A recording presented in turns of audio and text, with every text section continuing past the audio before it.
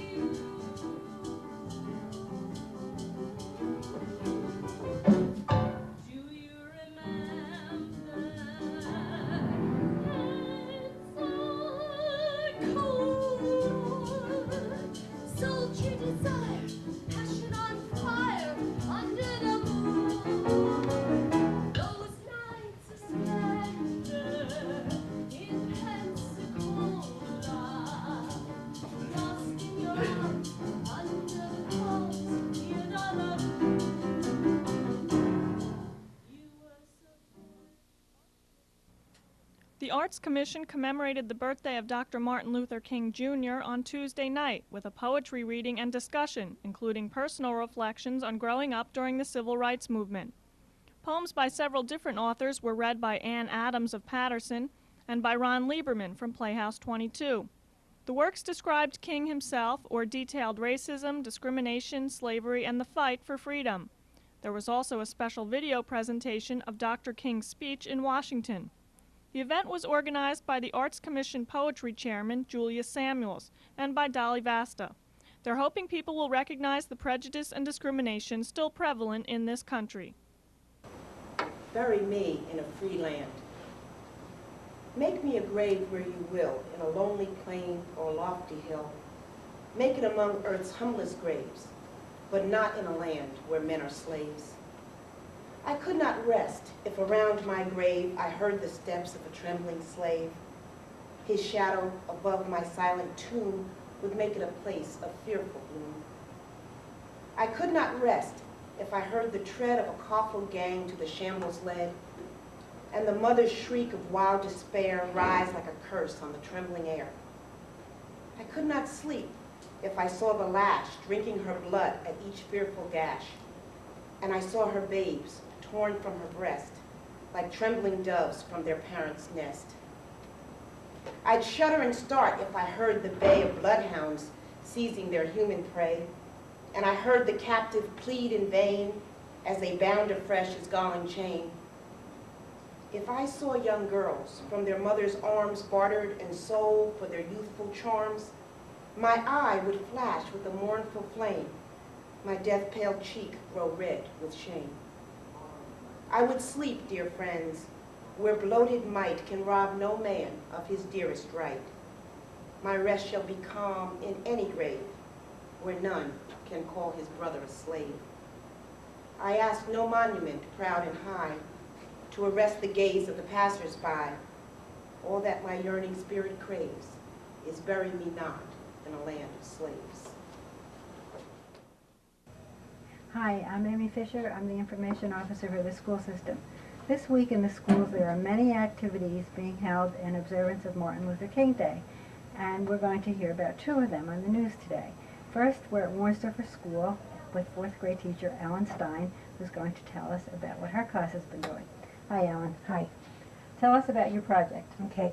Our project at Warnsdorfer School consisted of the entire fourth grade. We all worked on this together. We had been studying immigrants and our immigrant families coming here and their dream for a better America and why they came to this country and the prejudices that they received in their countries in Europe. We then went on and related this to Martin Luther King, and we read a story about Martin Luther King growing up in Alabama and what prejudices he and his family had seen. And then we read the story of Rosa Parks, and we discussed the Alabama bus boycott and the part that Martin Luther King played in that. And we talked about civil rights and what civil rights meant. We then went on and did an in-depth study of Martin Luther King's I Have a Dream speech. And we talked about his dream for a better America and what our immigrant ancestors' dreams were for a better America.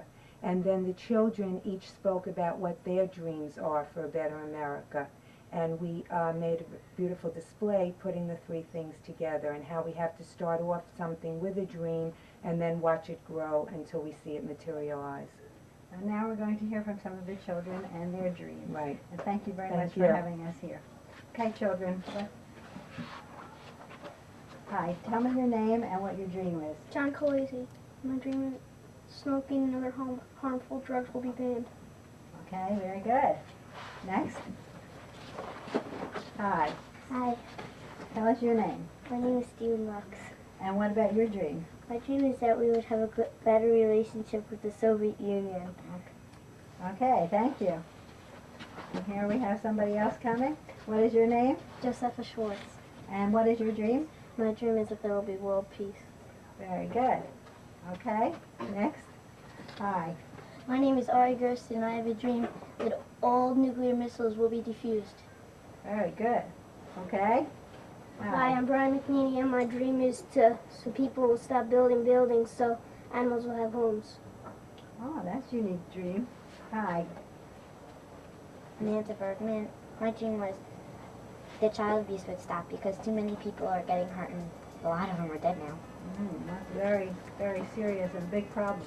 Well, we thank you all very much for being here, and we're going on to Herschel School now.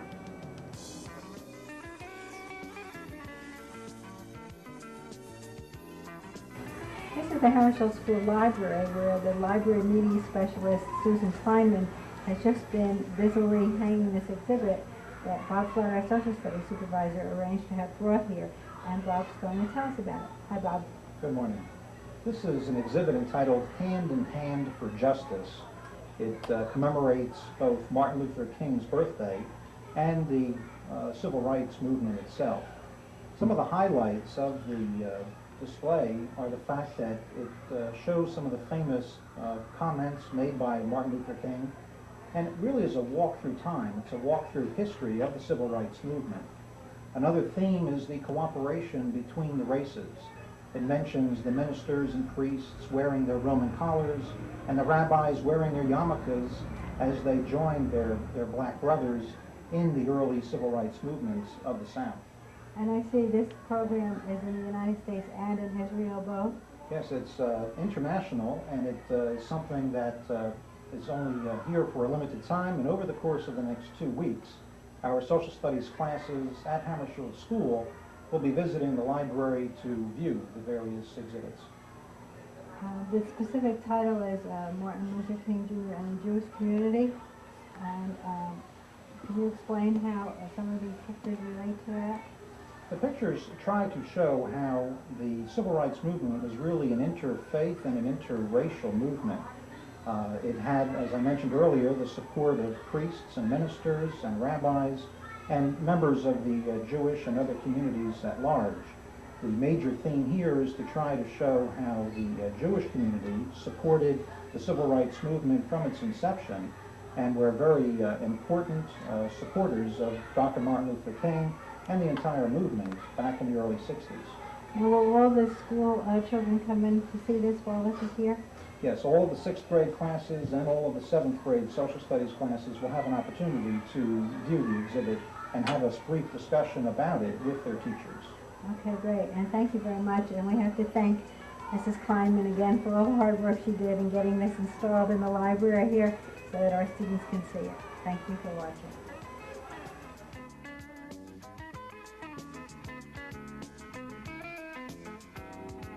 Maybe you've seen these buses parked outside local grocery stores. They belong to East Brunswick's Office on Aging, which has been providing transportation for senior citizens' food shopping needs for more than 10 years. The service involves home pickup and return, and the bus drivers help the passengers with their packages.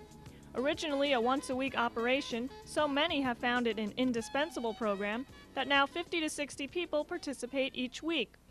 Some go to ShopRite on Tuesdays, others to Food Town on Thursdays. Food shopping is a necessary yet simple chore for most of us, even if it is inconvenient. But for older people, the whole routine takes on great significance when you have no means of getting to the store and no strength to carry your packages. Come with the bus. Otherwise, I can never get here. I have no one to take me.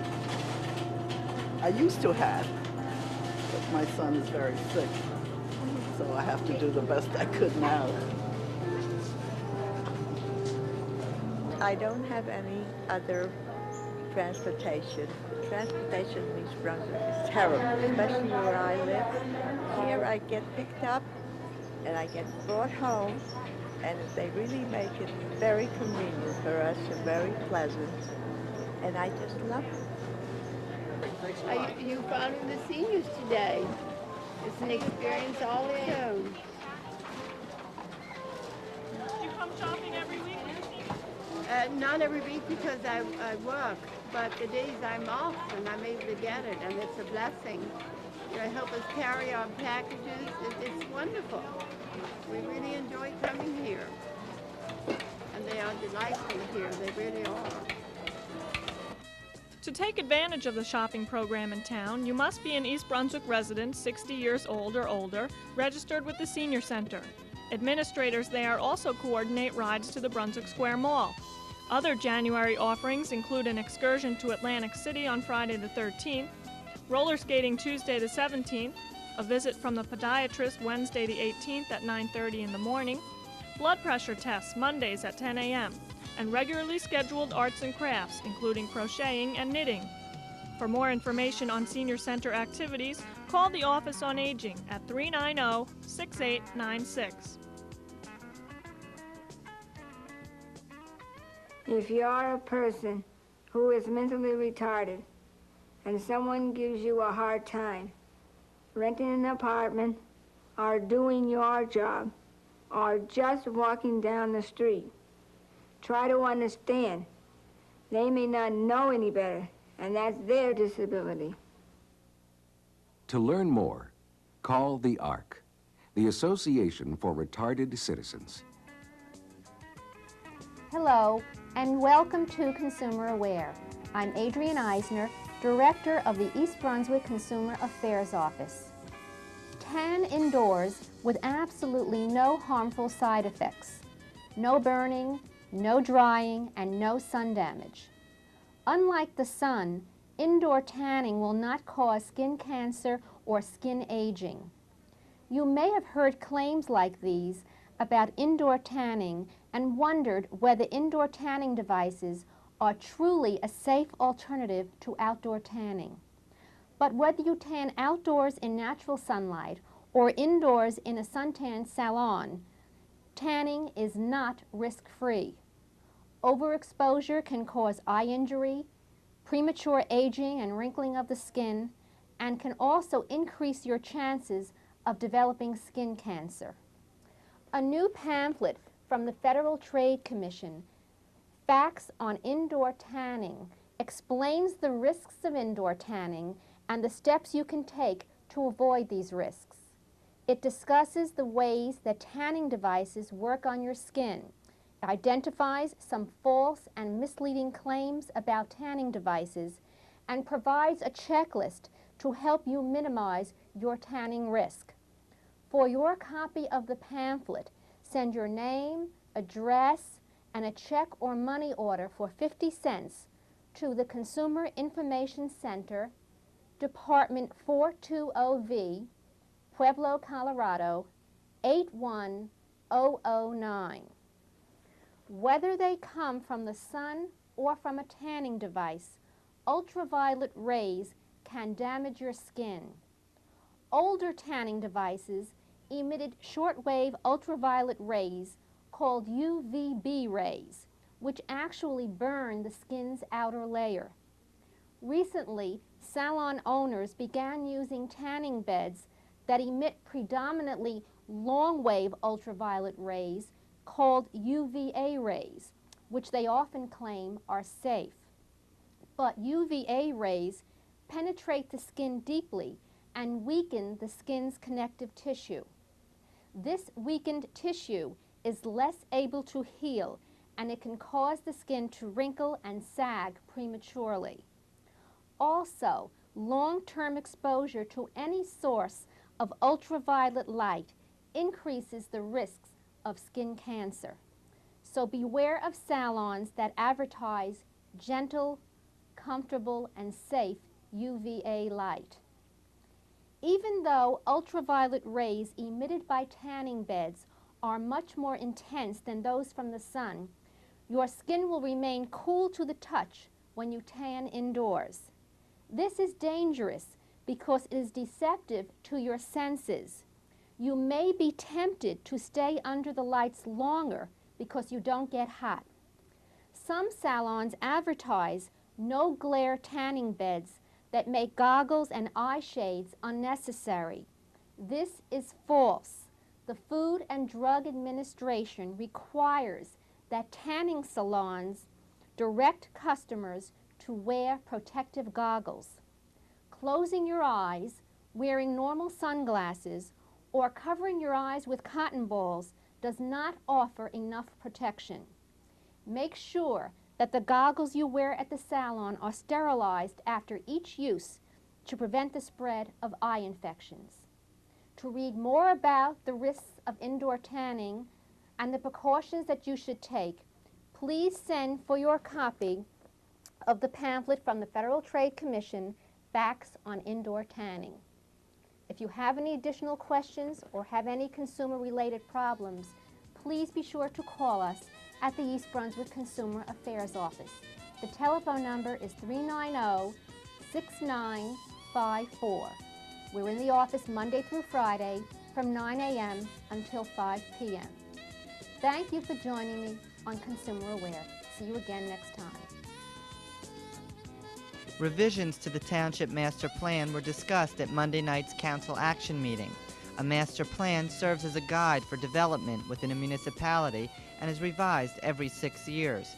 Planner Tom Lynch made recommendations about the town's rural preservation zone. The council agreed that 2 commercial zones in the lake area should be changed to residential. An ordinance reflecting this is expected to be considered at the next agenda meeting.